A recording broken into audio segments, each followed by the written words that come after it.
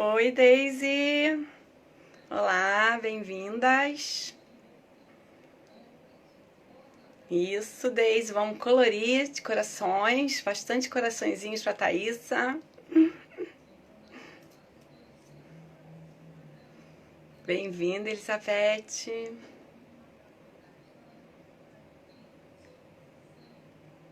Vamos colocar os coraçõezinhos. Bem-vindos! Oi, professora Anabela! Saudades! Botando os corações, né? Saudades de vocês. Já vai começar o segundo módulo de sânscrito, que legal, passou muito rápido. Silvana.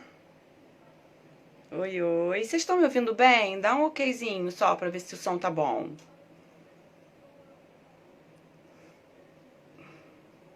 Dá um... Oi, querida. Hoje eu fiquei revendo as fotos, viu? Na época que eu fiz formação com você. Foi muito bom. Tá bom, beleza, gente. Obrigada. O bom de estar em casa é isso, que a gente estuda, vai lá atrás e olha as aulas dos nossos professores, né? Muito bom.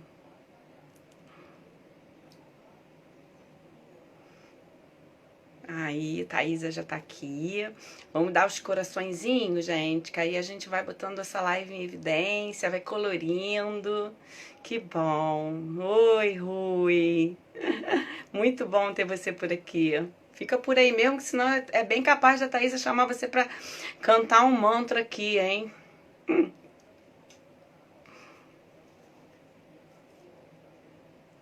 Aninha. Ah, tá bonito, cheio de coração. Tá bonito.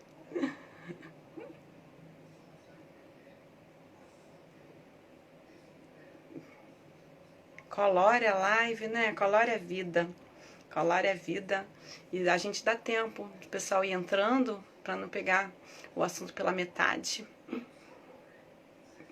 Os meus corações são brancos, alguns são coloridos, isso eu não sei porquê. Coisa da internet, tá, Thaís? Eu não tento nem entender isso mais. Bem-vindos. Então, a gente vai bater um papo hoje com a Thaísa. Bem descontraído. E a gente vai dando os corações, que aí a gente bota a live lá em evidência. E ao tempo... Os seus são brancos, Aninha. Então, a Anabela mandou, ó. Querida Thaís. Ah, a Thaís é uma querida. Ela fala que não, mas é. Anabela mandou um querida pra você. Ela vai falar aqui com você, Anabela. E é assim, né? A Ana tá aqui, a Ana Demore, que é aluna de vocês também, que já quase uma professora já, praticamente uma professora. Ela sabe a minha luta incrível com a internet. Eu não queria nem olhar pra cara do computador. Ela é minha testemunha viva, gente. Cara, ela tá fazendo estágio lá. Eu falei, gente, eu não quero saber de computador, não quero saber disso. Minha vida é papel, não quero fazer live, não quero falar, não quero gravar áudio. Cara, a gente teve que se adaptar a essa nova vida, né? E a gente vai se adaptando. Não que eu goste, né? Né, Ana? A Ana fica rindo, porque eu pedi a socorro a beça pra ela, pra me aprender. O que eu sei hoje, ela me ajudou bastante. Mas é claro, quando isso tudo acabar e voltar ao normal, eu espero ficar bastante tempo longe. Então, gente, dão os coraçõezinhos aí, eu vou chamar a Thaísa, tá? Vou botar ela aqui junto com a gente, que aí eu falo com ela. Aninha, tem que sair, né? Senão já viu, né? Depois de ficar uma semana pensando o que eu quero fazer da minha vida. Tá? E a Anabela me deu até. A Anabela hoje me dá até show, porque ela consegue dar aula com quadro negro em sânscrito. Eu falei, nossa, minha professora consegue dar aula em sânscrito. Como é que eu não vou ficar aqui chorando, né? Então, quer dizer, tive que meter a cara e encarar essas redes sociais aí, não teve jeito, né? E é uma uma maneira legal da gente levar, né?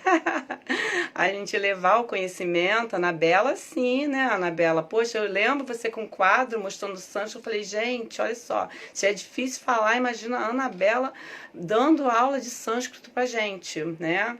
No começo eu achava aquilo, pô, ela tirou de letra, né? Então vou chamar a Thaís aqui, que aí a gente conversa junto, até pra ver como é que tá é, o som dela, pra ela se ajeitar aqui também.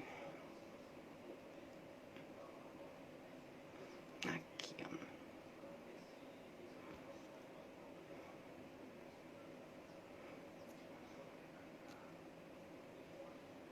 Ainda tem que ajeitar o somzinho. É, a Anabela é, né, Débora? Eles são os queridos, né? Oi, Cláudia, tudo bem? tudo bem? O som tá bom? Que bom.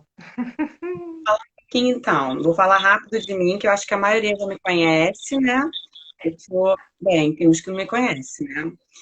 Hoje sou instrutora de Dakshina Tantra Yoga, tá? Eu já fiz também curso de formação infantil e de adolescente com Maurício Salem, mas a minha paixão é o Dakshina Tantra, né? E tem um espaço de yoga em Santa Rosa, tá? Tá lá quietinho até a hora da gente poder voltar com segurança. E aí eu convidei a Thaisa, que é uma querida por todo mundo, né? Que a gente chama ela carinhosamente de Tatá, né? E que ela é instrutora de Dakshina Tantra, claro, óbvio, né? Coordenadora do curso de formação de professores, dos profissionais de Dakshina Tantra, tá? Ela é coordenadora desse curso. Na época que eu fiz a minha formação, ela já foi minha coordenadora. Aquele docinho que a gente era sempre os primeiros a chegar, o pessoal de Niterói, lembra, Thaisa? O pessoal de Niterói sempre quis falar nela tão cedo, a gente não podia perder e nem pegar engarrafamento na ponte, né? Aí a gente sempre era os primeiros a chegar, eu e Gisele, né? E ela sempre lá com aquele sorriso largo dela, nunca teve tempo ruim para Thaisa, né? Então, a Thaisa, ela começou a praticar yoga, ter o contato com yoga em 2007, com yoga integral, né? Assim como a gente vai tendo contato com vários tipos de linhagem de yoga, vai conhecendo, até que uma hora a gente se encontra, né? E se apaixona, né? E em janeiro de 2010, ela iniciou no Dakshina Tantra num Kailasa, né? E aí ela deu início a essa trajetória linda que ela tem aí. Ela teve a Zoé, né? A Zoé, né? Teve a Zoé, nossa, que leva o tempo todo da gente, eu sei disso, né? Filhos não, é assim mesmo, imagine pequenininho, eu vejo as alunas que estão sofrendo, tadinhas, com filho pequeno, né? E ela hoje está dando aula online, que não é fácil, todo mundo pensa que é fácil, mas não é, entendeu? Então a gente vai bater um papo sobre Dakshina Tantra, né? Com essa excelente profissional que a gente tem aí hoje. E eu vou falar uma frase que ela fala sempre para mim, que seja leve, feliz e útil. Essa frase da Thaisa, tá? Então, eu vou perguntar. Ela vai começar a falar por que o Dakshina Tantra. Cláudia, oi, gente. Boa tarde. Bem, como sempre, todo início, eu queria agradecer essa sua mobilização, né? Esse espaço para o Dakshina Tantra, essa forma da gente poder esclarecer um pouquinho dessa nossa tradição. É muito legal sua coragem, sua disponibilidade em estar divulgando tudo isso. Confesso que eu não estou nada confortável aqui nesse lugar hoje, mas também achei que não era certo não participar disso, né? E não apoiar todo esse movimento, assim. Nem sei direito o que eu vou falar, enfim, espero que flua aqui por aqui, né? Ah, tá. É, eu pensei em falar em um pouco da minha trajetória no Dakshina Tantra e que explica um pouco como o Dakshina, como a metodologia do Dakshina atua e transforma a todos nós, né? E que me fez me apaixonar por essa tradição e escolher ela como minha vida, assim, né? E tantos colegas nossos também, né, Cláudia? Pra gente, é apaixonante mesmo. Eu nunca esqueço, assim, o que o Ricardo sempre falou pra mim, né? Ele é um super apoiador, você conhece bem ele, né? E ele fala, quando eu entrei em curso de formação, ele falou, caminho sem volta. E realmente, né? É um caminho sem volta, né? Mas é muito bom esse caminho, né? Então é isso. Então, vamos lá. Bom, qualquer coisa você vai me ajeitando aqui, trazendo para o que for preciso, né? A Cláudia já colocou que eu comecei a praticar yoga em 2007, yoga integral, e eu tinha uma boa professora e era muito bom lá. O universo promoveu mudanças na minha vida, né? Porque foi assim, e eu tive que procurar um outro espaço de yoga. Eu tinha várias referências, mas o Kailash, assim, logo de cara, me gerou uma identificação de que ali era o meu lugar. Foi estranho chegar lá e começar lá, porque a gente tem que fazer uma entrevista para começar. Né? Lá no Kailash, a gente tem que fazer uma entrevista para começar. E, e você não tem uma aula experimental, você faz uma entrevista e vai. E no Kailash está estruturado dessa forma, Paulo. E o Paulo faz aquela entrevista de anamnese e pergunta aquele monte de coisa da sua vida e a gente tem que conversar sobre isso com uma pessoa que a gente nunca viu. E você chega ali e fala assim, mas eu só vim aqui fazer yoga, É isso né? mesmo, isso mesmo. É. Você quer saber da minha vida, né? E, e aí daqui a pouco eu vou falar um pouco mais sobre essa entrevista.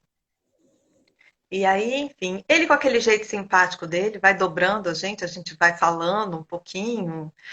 Normalmente no início a gente fica retraído, mas depois com o tempo a gente vai ganhando intimidade com ele e vai fluindo, né?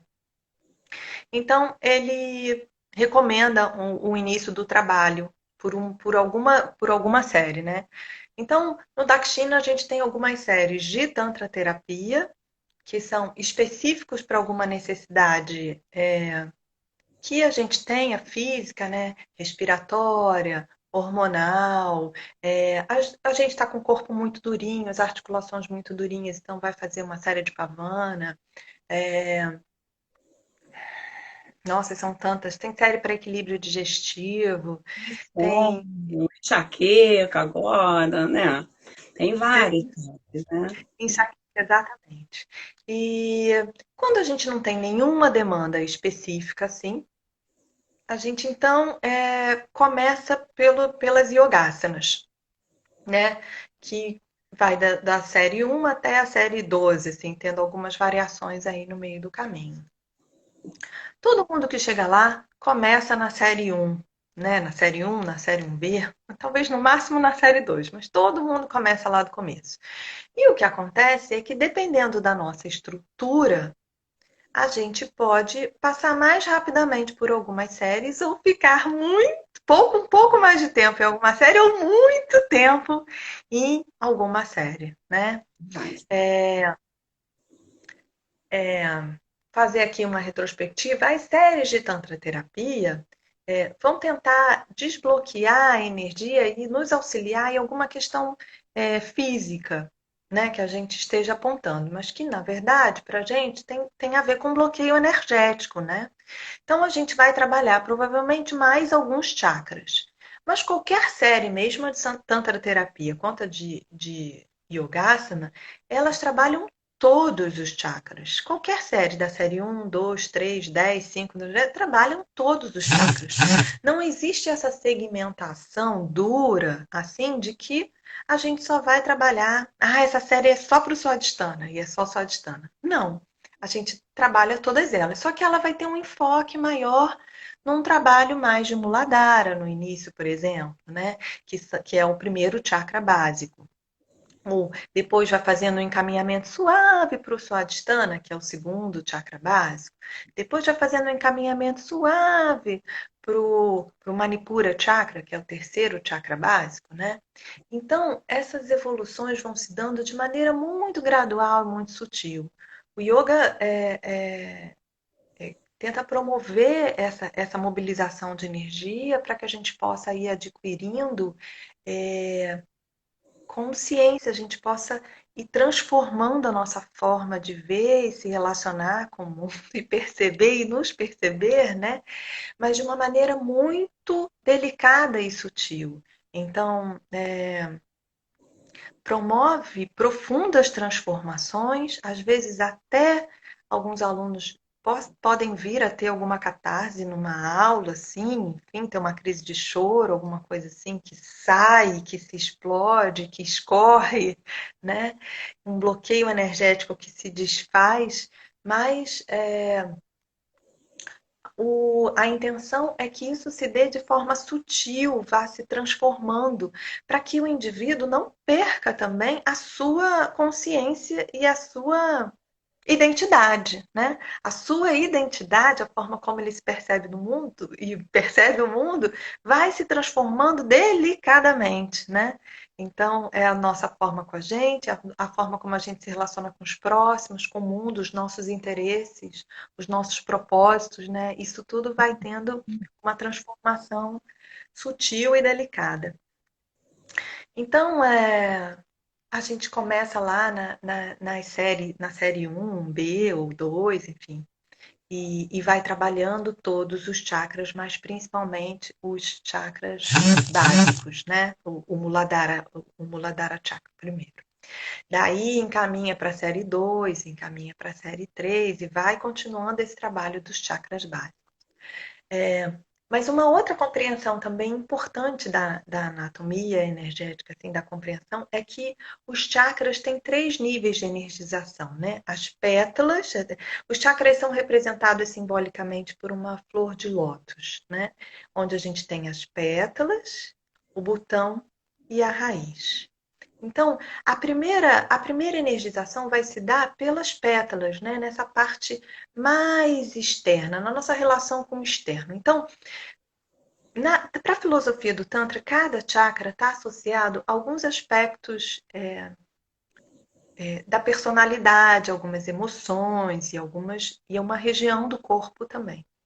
Além disso, a gente tem diferentes níveis de interiorização do qual essas expressões são colocadas. Então, as séries se dão de forma que a mobilização energética aconteça dos chakras básicos para os chakras superiores de forma gradual, assim como no sentido das pétalas, dessa parte mais exterior, vai delicadamente interiorizando a energia, né? E bloqueando essa energia de forma mais profunda e mais intensa também, né?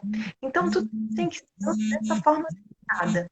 Então, por isso, todo mundo chega lá, começa do início, ninguém sai pulando nada. E o que acontece é que, dependendo do processo de cada um, da natureza, como cada um está, a gente vai ter umas fases que passamos mais rápidos e outras que ficamos um tempão, né? Como diz a Cláudia, vou usar uma máxima do nosso mestre, né? Ninguém está errado, está todo mundo dentro do seu nível de consciência, né? Então, todo mundo quer o melhor, todos os seres, mas cada um percebe o mundo a partir da sua possibilidade de enxergar o mundo, né? E a gente também tem essa compreensão dessa energia que está mais desbloqueada, livre e mais fluida num chakra mais básico, ou menos, mais bloqueado ali, o que transforma aquela personalidade, o que impacta naquela personalidade que seja mais preocupada, mais agarrada, mais tensa ou mais fluida, né? O que a gente tenha mais coragem, né? Ou chegando no Manipura, que a gente tenha um eu suficientemente desenvolvido para termos a nossa personalidade, as nossas vontades, os nossos desejos, assim, demandados, assim, que a gente corra atrás deles, tenham eles presentes, mas também respeitando o mundo e o outro, né? Então, essa mobilização energética vai se dando de forma delicada e junto com as kriyas, que são os exercícios que a gente faz antes dos yogasanas, né? Vamos dizer assim, os exercícios respiratórios, mas é o pranayama, a mobilização do prana, a gente vai conseguindo também interiorizar mais essa energia. A nossa proposta é que a gente consiga é, fluir com a energia nos 3 níveis, assim, o mais profundo possível. E que a gente consiga ter essa consciência plena, ter essa energização plena de todos os chakras, tendo um total aproveitamento da nossa consciência em todos os níveis, né? É importante a gente, eu acho, só falar um detalhe, que eu estou falando que do Muladhara vai para o Swadhisthana, do Swadhisthana vai para o Manipura, e aí dá uma sensação de que um está acima do outro, de que um é melhor que o outro, de que o outro é melhor que o outro. Não existe nenhum chakra nem melhor do que, né? Não existe algo superior ao outro. Se a gente tem um anahata bem desenvolvido e o Muladhara está frouxo, não vai ser suficiente, né? Vai faltar. Então, é por isso que o trabalho, a metodologia do Dakshina se dá começando pelo Muladhara Chakra, pela estruturação, pelas nossas bases, né? Pelo Assim como uma casa, ela começa a ser sustentada, né, pelo alicerce. Então, o Muladhara, que é o nosso primeiro chakra básico, que tem os pés, as pernas, é o que nos estabelece, assim, com força, né, sobrevivência, essa estabilização, esse estável, assim, o estar, né, firme e, e aqui. E aí, então, nada pode faltar, né? Se você não tem esse alicerce dessa casa bem construída, essa casa fica frouxa, corre o risco de ter rachadura, corre o risco de cair, e a gente também, né, fica frouxo, porque esse mundo nos desafia o tempo todo, né? Esse agora é um período super desafiante.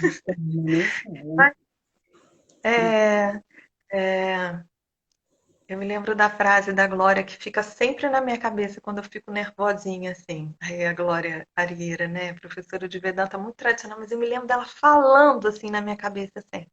Ela falava, todo mundo tem problema, todo mundo tem problema. E ela enrolava o problema, assim ficou na minha memória. O Swami tem problema, todo mundo tem problema, né?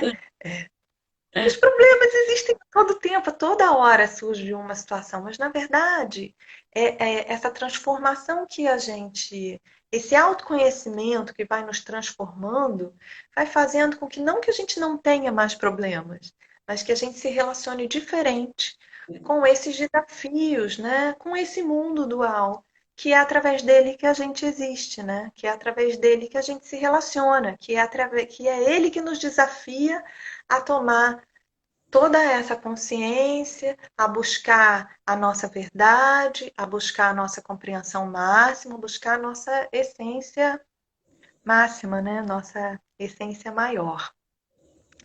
Bom, falei um pouquinho assim, não falei nada do Dakshina e não continuei a história lá da persona que podia ser eu, Vou ou lá. pode ser eu, ou pode não ser eu, pode ser qualquer eu também. Você estava falando que chegou na entrevista, né? E por que você chegou lá no Cailaço, exatamente? Então, eu trabalhei numa empresa durante 15 anos, tive uma outra carreira, me formei na universidade, fiz pós-graduação, fiz mestrado, e assim que concluo o mestrado, aquela sensação maior de incompletude bate, né? Parece que todos os seus sonhos, quando você os sonhos, né? Quero ter a casa para ser feliz. Aí você tem a casa e fala, não sou feliz, né? Quero fazer a viagem para ser feliz. Fez a viagem, tá faltando alguma coisa, né? Então, quando aquilo se torna assim um pouco mais estável e a sensação latente de incompletude, de que a vida não podia ser aquilo, vai se tornando cada vez maior, né? Mas enfim, trabalhei 15 anos numa empresa, inserida nesse mundo assim de trabalho muito competitivo, né, de uma forma bem agressiva. O nosso mundo é muito competitivo, muito masculino, né? E aí eu comecei a fazer yoga já em 2007, quantos anos eu tinha? Sei lá, um monte já. Uau. E o meu trabalho mudou de lugar, assim. E aí eu não podia mais praticar no lugar onde eu praticava, que era perto da minha casa, e eu trabalhava perto de casa. Agora eu tinha que atravessar a cidade do Rio. Bom, eu morava na Barra, e aí tinha que passar para a Zona Sul, e atravessar aquilo durante a noite era difícil, tinha que procurar um outro espaço para praticar. E então, recebi várias recomendações, cheguei lá no Kailas. Cheguei lá no Kailaça, aquela coisa estranha, tem que fazer uma entrevista com um senhor que eu nunca vi, que fica perguntando da minha vida, inclusive pergunta sobre a minha libido, pergunta sobre isso e aquilo, você fala, que é isso, né? Aí manda você descer, faz uma medida, assim, na média, umas coisas assim, que é isso? E ainda tem um tal de um dedo no umbigo, que ele adora fazer, Gosta. que é, assim, é uma situação assim, que é muito presente ali com Paulo na nossa tradição e que não, a gente não encontra tanto em outras tradições, embora em outras tradições a gente encontre esse centro, esse chakra o Kanda, mas a medição do Kanda, assim, eu não conheço, mas também não conheço tantas outras tradições. E o Paulo vai lá e bota aquele dedo no umbigo para É. saber se o centro do Kanda está realmente bem central, bem colocado. Porque se ele estiver bem colocado, todas as nossas práticas que vão ser pelo corpo, né, através do corpo, mas para atuar no corpo sutil, na energia, vão ter um aproveitamento energético muito maior. Se a gente não tiver com o Kanda tão no lugar, a gente vai aproveitar, mas vai aproveitar menos, né? Então, é, até na própria asanas, né? Eu não consigo descer tanto, eu não consigo dobrar o joelho, eu não consigo fazer o olho tão vesgo, enfim. Cada detalhe daquele faz com que tenha um propósito e faz com que a gente tenha mais potência naquela asana, enfim, naquela postura, naquela.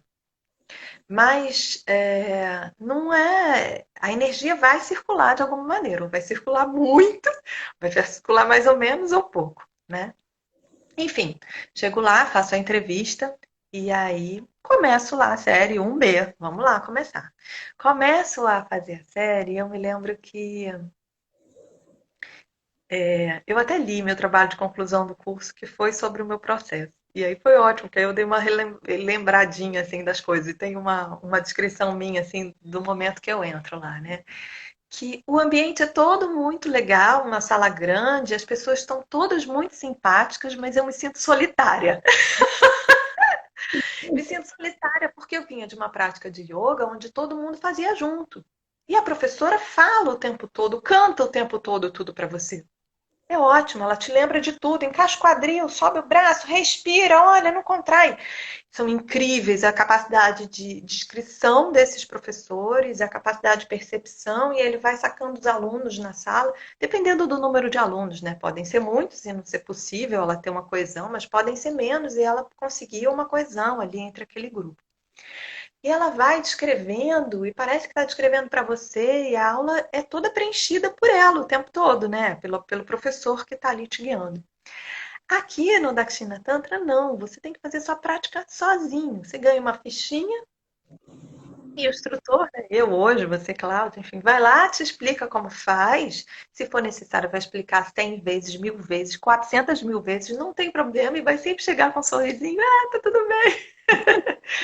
Mas quem tem que fazer é você, sozinho, né? E aquilo, no início, eu me sentia só. E era muito assim, porque eu escrevo isso. A equipe é muito simpática, tudo é ótimo, mas eu me sinto solitária. Coisa muito E, ótima. e aí eu, no início, fico ouvindo a voz da minha antiga professora no meu ouvido, encaixa, faz isso, faz aquilo, etc.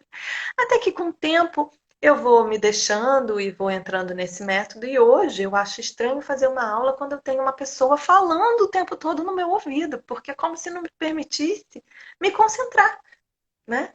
Não me permitisse me conectar. Às vezes eu fecho os ouvidos assim, né?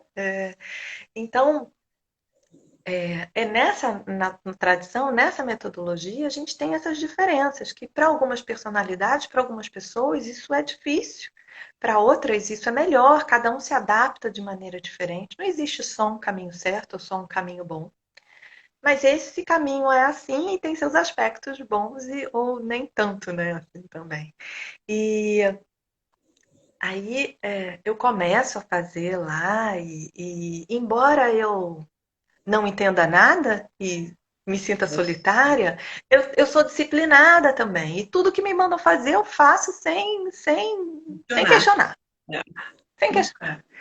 Isso é uma característica minha, que é bom e que é ruim, na verdade. Eu acabo me enquadrando em várias coisas que eu não devia me enquadrar, porque eu não questiono. Eu sei que esse primeiro ano de Kailash, assim, aquelas séries, eu passo pelas séries com uma velocidade, assim, bem grande, assim, bastante incomum, diria, assim, agora vendo o processo, né, ali dentro, tanto tempo. Mas quando chego na série 8, que é a série que a gente começa a ter as invertidas, que começa a virar de cabeça, né, que começa, primeiro asana é um asana invertido, é um asana de inversão. Aí eu paro e fico. Aí a minha disciplina, eu já digo que já não posso mais praticar tanto, porque meu trabalho de novo se muda e eu tenho que ficar indo da Barra a Copacabana para fazer prática à noite. Realmente é muito difícil, era difícil realmente. Mas tudo isso coincide com a minha capacidade de, de, de assimilar toda aquela transformação que estava acontecendo dentro de mim. Eu preciso de um tempo para fazer essa assimilação. E, e isso fica claro ali, quer dizer, é uma etapa do processo e é uma etapa que fica clara na minha experiência, assim, na minha vivência também, né? E na experiência de tantos que a gente já viu, né, Cláudia? É, então, aí eu fico ali, passo a frequentar, a praticar menos vezes por semana, mas vou indo. Vou buscar, vou buscar outras terapias também, porque começa a ficar cada vez mais latente aquele descompasso, né? Enfim, eu sei que eu entro no Kailash em 2010, em 2011 começa uma nova turma de formação. Aí todo mundo, assim, já estava fazendo lá, olha para mim e fala: "Você não quer estudar não?" Aí eu falei assim, porque é um caminho meio comum, né? A gente começa a praticar e começa a surgir naturalmente um interesse por estudar um pouco mais, que não significa se tornar professor de yoga, não. Não tem nada a ver uma coisa com a outra. Significa entender um pouco mais sobre isso que está impactando tão positivamente, né, na nossa vida. Na verdade, né, fazendo assim, é para o autoconhecimento tudo isso, né? Então, não é para ser bonzinho, não é para ser feliz, às vezes é dolorido, às vezes é muito difícil, às vezes a gente tem, às vezes a gente passa mal, a gente às vezes, né? Assim, não é para ser ruim, não é que é para ser duro, não é nada, mas é que o processo de autoconhecimento é você também aceitar, entender e se transformar. Isso significa se desapegar de padrões, né? Mudar, transformar a sua forma de ver. Para a gente poder adquirir outros padrões, a gente precisa se livrar dos anteriores. Isso é uma morte também, né? Então você tem tantos valores, tantas coisas estabelecidas e agora aquilo não é mais um valor? Como assim, né? Então se abrir mão de tudo isso é uma morte. Então essa maturidade, essa consciência que a gente vai adquirindo, ela é difícil, é dura, nem sempre é tão festa, né? É, mas aí o pessoal fala, e aí, você não vai entrar na turma, não? Ai, olha, assim, eu super certinha, né, gente? Super lá, trabalhando lá. Não, nem falo. Tomava conta de um monte de gente pelo Brasil todo, um trabalho super masculino, duro, e que eu fazia com a maior dureza. E e aí, as pessoas me tinham no trabalho como uma pessoa super braba. E vocês, no curso de formação, me tomam como uma pessoa doce. Exatamente, são pessoas assim totalmente distintas dentro de mim e que tinha um custo muito grande eu ser aquela pessoa toda dura, porque na verdade, no fundo, eu queria ser outra coisa, ou podia tentar trabalhar naquele lugar sem tanta dureza dessa forma, né? Mas é muito comum nesse mundo a gente colocar essa dureza toda para se relacionar. Bom, aí as professoras chegam e falam assim: você não vai entrar no curso, não? E aí a Concon, que é uma professora antiga lá do Kailaça, um dia desce comigo caminhando e fala: mas por que você só não assiste a aula de filosofia? Você não precisa fazer o curso, só vem assistir a aula de filosofia. E aí isso vai fazer com que você entenda, comece a entender um pouco esse processo que você está vivendo. Eu olhei para ela e falei, ótimo, assim eu quero, vou fazer aula de filosofia, vou entender um pouco sobre tudo isso, mas não tenho nada a ver com o curso. Aí assim começa. Então, em 2011, eu começo a acompanhar a turma assistindo a aula de filosofia. É a coisa mais difícil que eu já fiz na minha vida inteira até aquele momento. Eu leio o livro e não entendo nada. Aí, quando o Paulo fala as mesmas palavras que estão escritas no livro, parece que algumas luzinhas vão acendendo. Isso. Mas vão acendendo, mas ainda está tudo muito escuro. E aceitar, enxergar e entender toda aquela filosofia significa abrir mão de muitos valores e muitas crenças minhas. Então, eu não queria mergulhar naquele negócio de cabeça de jeito nenhum, porque eu sou dura para mudar. Assim. Depois que muda, aí ferrou, não volto mais. Mas para mudar, eu sou dura, assim, né? Então, eu começo a assistir, mas eu não tinha compromisso nenhum. Eu fui, tinha interesse, tinha curiosidade, queria entender um pouco mais, aquilo ficava, mas eu não queria mergulhar. Aí eu fui entendendo um pouquinho, mas não entendia muito mais, fui entendendo um pouquinho. Então a turma era 2011, 2012. No segundo ano da turma, e aí eu vou para o final do ano, aquele retiro que a gente faz exercício, eu fui com a turma, eu faço exercício, falo com todo mundo da turma, faço disso uma festa, né? E vou me relacionando com o Tantra, estudando, tentando entender 10% daquilo ali, né? Ou tentando aceitar 10% daquilo ali. Achando maravilhoso. No segundo ano, faltando 6 meses para terminar o curso, eu chego para a Valéria, que era a coordenadora do curso naquela época, e falo: Valéria, Valéria, eu preciso entrar no curso. Isso, eu preciso entrar no curso. Valéria olha para mim, sorri, fala assim: tipo, falta 6 meses para terminar o curso. Tudo bem que eu tinha feito o curso todo da disciplina de filosofia do Tantra, não tinha feito yoga, mas assim, a lógica e o entendimento eu tinha teoricamente feito, né? Ela sorri para mim, não sei o que, fala, Thaís, eu vou falar com as pessoas, mas tudo bem, você pode fazer. Vamos ver. Aí me deixou entrar na turma. É óbvio que em 2013 eu começo uma nova turma de novo, né? Então, a minha turma de formação é 2013 e 2014, que aí eu começo desde o início. Eu fiquei tão empolgada entrando na turma de 2012 que eu compro um estojo com caneta, caderno e tenho aquilo, eu me vejo com uma empolgação infantil, sabe? Criança quando vai para a escola que fica feliz que comprou mochila, material de escola. Era eu entrando para aquele curso para fazer um curso que não tinha nenhum propósito, a não ser eu estudar e me conhecer. Não tinha nenhum propósito prático da vida, de crescer profissionalmente, de ser isso, de ser aquilo, de nada. Era um grande interesse meu só, uma grande luz que aparecia para mim e que eu não tinha, sabia nada o que aquilo podia significar e onde aquilo ia me levar, né?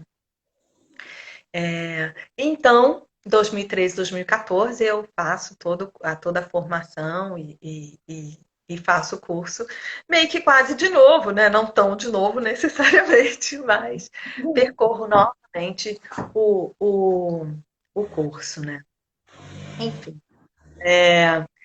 Nem sei mais o que eu falo, se você quer perguntar mais alguma coisa, mas é muito curiosa a transformação, essa coisa do Dakshina, essa metodologia, como ela vai se dando dessa forma delicada e que vai gerando um despertar. Eu poderia trazer aqui já vários casos de alunos aqui, mas seriam de outros e não de mim, né? Como é bonito e natural, assim. Quantas pessoas já começaram a fazer yoga comigo, já foram para o curso de formação, já são colegas, já estão dando aula agora aqui no curso também. E é uma lindeza, gente, poder ver assim. Então, essa metodologia do Dakshina, essa filosofia do Dakshina, ela é muito profunda, ela é muito eficaz, ela é muito verdadeira, né? Tem uma coisa assim. do Paulo falar, e está escrito no livro, a gente não explica o que vai acontecer ao aluno, né? A gente vai falando para ele fazer, e se ele duvidar, a gente fala, tudo bem, não tem problema, não faz só porque vai dar certo. E parece um pouco arrogante, mas na verdade, quando a gente vai vivenciando tudo isso, a gente vai vendo o quanto isso vai nos transformando. Cada um na sua velocidade, nas suas possibilidades, né? Das suas maneiras. E tudo bem, e tudo bem. Nossa, tem inúmeros casos, assim. Me lembro de uma aluna muito doce, muito querida, muito amiga, que não fazia shavasana de jeito nenhum. Quando ela fazia aula, tudo bem. Quando deitava em shavasana, começava. Tem que cozinhar, tem que comprar isso, tem que fazer aquilo. É uma questão muito comum, né? Não é tão raro a gente encontrar essa dificuldade de relaxamento. Da mente não para, né? Super mental. Tão bonitinha, ela insistiu, já pratica há anos. Agora, nesse período que a gente está afastado, né? Mas até então a gente estaríamos juntas, assim. E ela trazendo, assim, 2 anos depois, como ela já faz shavasana. Se tiver alguém fazendo o Rá do lado dela, ela já não tá nem aí. A pessoa pode fazer o Rá, À vontade. É isso. gritar, botar os bichos todos pra fora e ela tá lá, relaxada, sabe?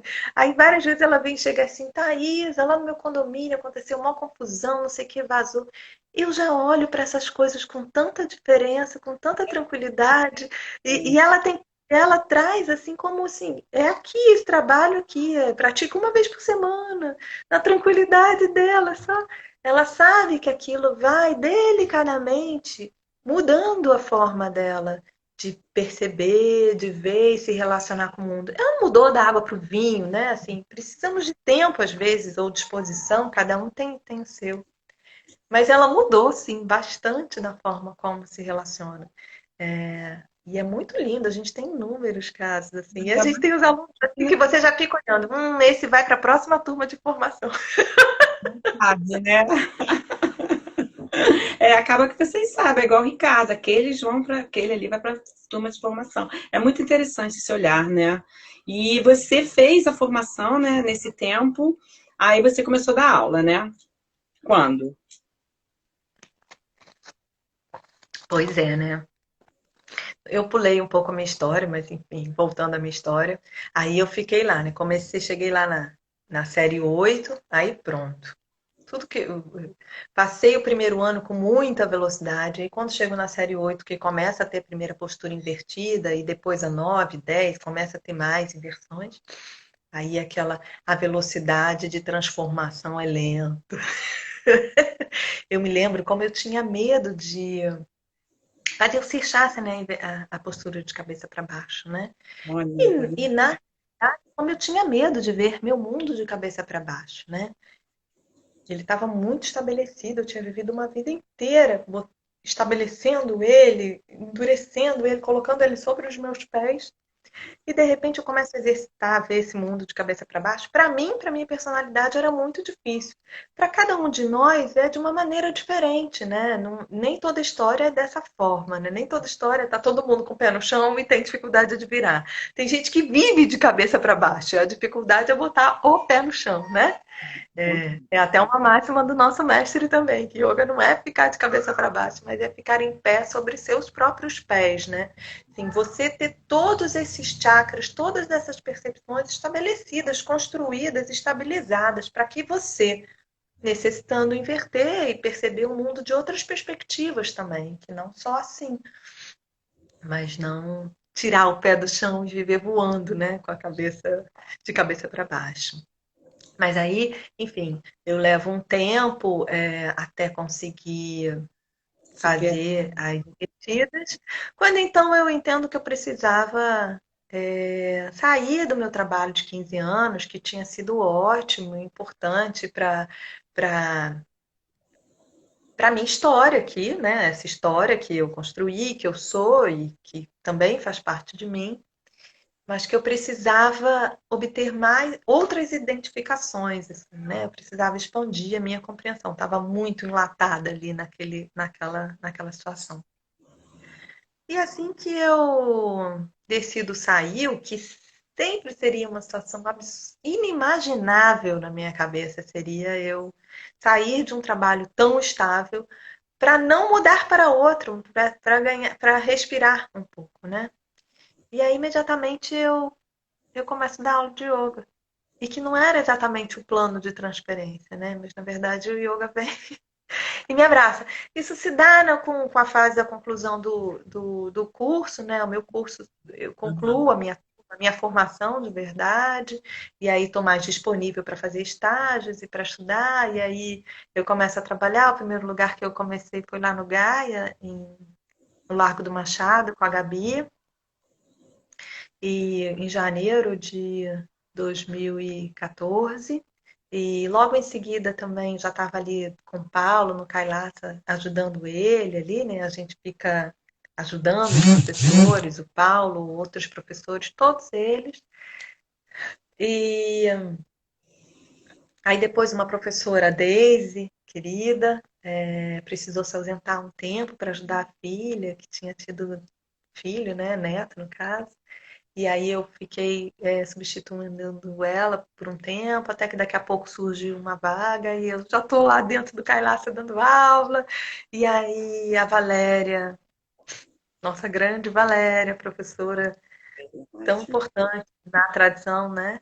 E ali no Kailasa também, na tradição, me faz convite para esse lugar de coordenação do curso, assim, né? Que é uma organização, assim, né? O curso já existe, eu nem sei dizer, mas já deve ter bem uns 30 anos, uns 20 anos pelo menos. Porque o Kailasa tem 30, mas eu tenho 10 de Kailasa, então o Kailasa tem 40, né? E o curso de formação, putz, eu já tenho 3 turmas no curso de formação e eu sou garota perto dos outros professores, então o curso de formação, ó. Aliás, é um bom trabalho levantar qual foi a primeira turma. Me convida para. Valéria, então, querida, me convida para Coordenar.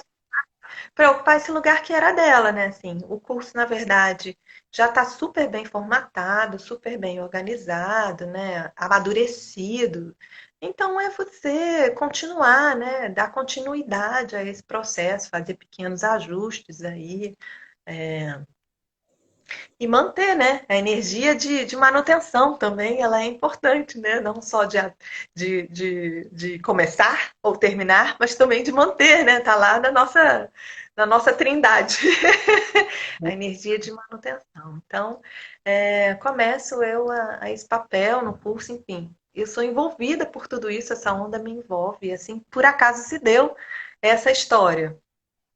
Mas o que eu queria mais trazer é essa questão de como esse trabalho do Dakshina vai nos transformando, vai nos mobilizando delicadamente e tão profundamente.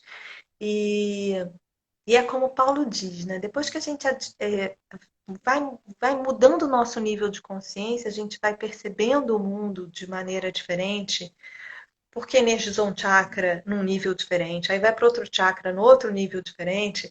A partir do momento que a gente vai ganhando novas consciências, chega no anahata, a gente não consegue mais voltar a não ter mais essa visão, essa compreensão do mundo, né? Isso já faz parte da gente. Então não dá mais para a gente voltar a ser o que a gente era daquela forma, aquela ignorância. Eu me lembro que no meu processo de transformação, conforme eu ia realizando o quanto a vida que eu tinha, eu queria mais, eu precisava de mais, eu tinha outros olhares e eu precisava de mais propósito.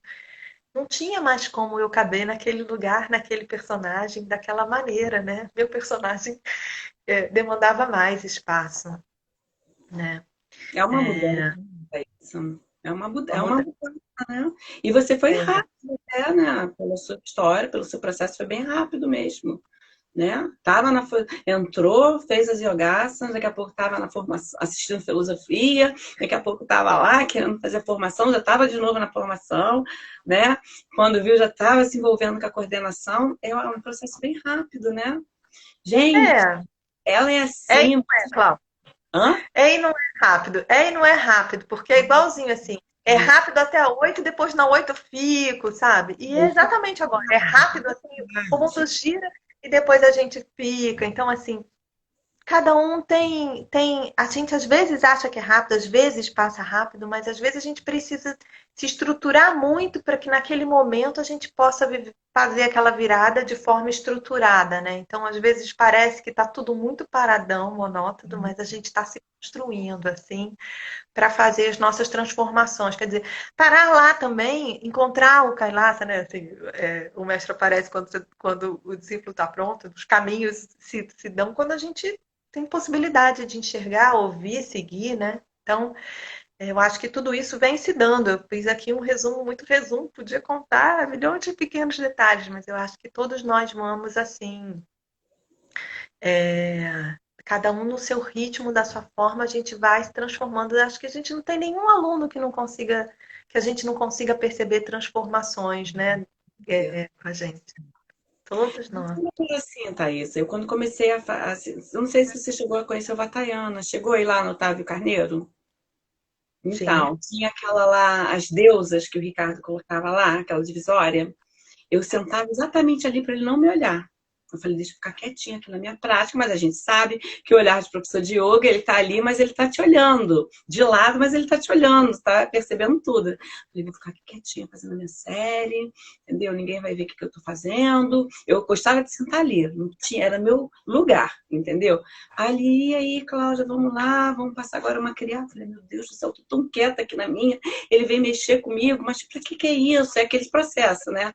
E aí, quando você vê, você está indo para o retiro de yoga, aí você vê o seu mestre falar lá, você não entende nada. Eu falei, gente, não estou entendendo nada. O que eu estou fazendo aqui? Mas é que você fala. Aí, em certos momentos, vem uns cliquezinhos mesmo. Nossa, agora aquilo faz sentido. Aí você pega um livro que você não entendia, aí você liga várias. Nossa, agora faz sentido, né? E tem a Anabela aí, maravilhosamente, que, poxa vida, eu pensei que eu nunca fosse entender nada do que ela falava. Quando eu comecei a fazer a formação lá na associação, eu falei, gente, não estou entendendo nada. Mas ela tem um jeito falando. Eu falei, gente, não tem como ler isso aqui é um saco. Gente, sou apaixonada hoje. Só não continuei agora o sânscrito, porque entrou na pandemia e a gente, com esse negócio de dar aula online, organiza isso, porque como a gente dá aula individual, é muito complicado você levar isso online, eu acho complicado, você não está ali perto do aluno, você não está acompanhando o aluno, entendeu? A gente tem essa dificuldade, porque a gente está acostumado a estar perto dele,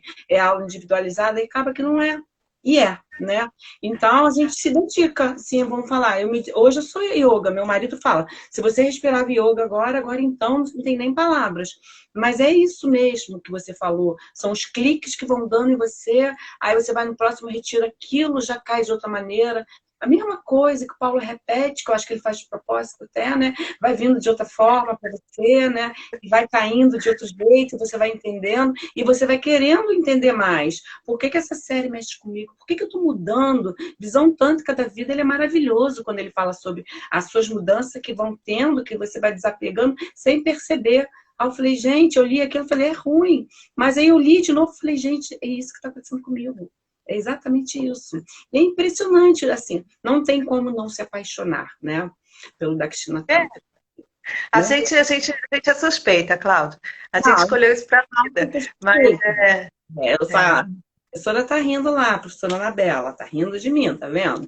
Então, e assim, eu tenho o maior respeito por todos vocês, entendeu? Eu falo com a Anabela, qualquer coisa que eu vá escrever, Anabela, por favor, manda um mantra, escreve isso para mim, vê se tá certo. Eu acho que a filosofia tá aí, ela é linda, ela é bonita, a gente não inventa, né? A gente segue essa linhagem aí, segue a tradição. Acho muito bonito a maneira que você coordena o curso, na época que eu estava lá. Ela era toda jeitosinha, mas ela cobrava com jeito, com doçura, mas ela estava sempre cobrando da gente, né? Então, assim, só tem coisas boas para lembrar quando eu estava lá com você. De todos os professores, eu acho que é legal a gente compartilhar um momento bom. Todo mundo fala, eu estou presa em casa. Gente, mas eu nunca estudei tanto da China, assim, de leitura, e de estar aprendendo, de estar compartilhando, cada vez mais como está sendo esses meses que a gente está aqui. E a gente ter assunto e a gente já vai acabar, entendeu? Eu não sei se você quer falar alguma coisa, tem 2 minutinhos para você. não, ia falar outras coisas, nem sei se dá, se vai cair. Você falou a questão do segredo. Tem Tem o dois prefácio minutos. do livro. o prefácio do livro Segredos do Tantra, que fala que o segredo não é algo que está escondido, mas é a nossa capacidade de enxergar, né? Então, é exatamente isso que eu vivi, você vive, e eu continuo vivendo. Eu não deixei de viver isso, não. Cada dia que eu escuto o Paulo contar a mesma história, ou ler a mesma parte do livro, e a gente segue assim, tentando fazer esse equilíbrio da nossa personalidade, para que através do equilíbrio da nossa personalidade a gente possa, enfim, perceber a realidade que já somos, né? A realidade que já somos e que simplesmente a gente está com a visão embaçada e que a gente não é capaz de perceber, né? Isso mesmo, né?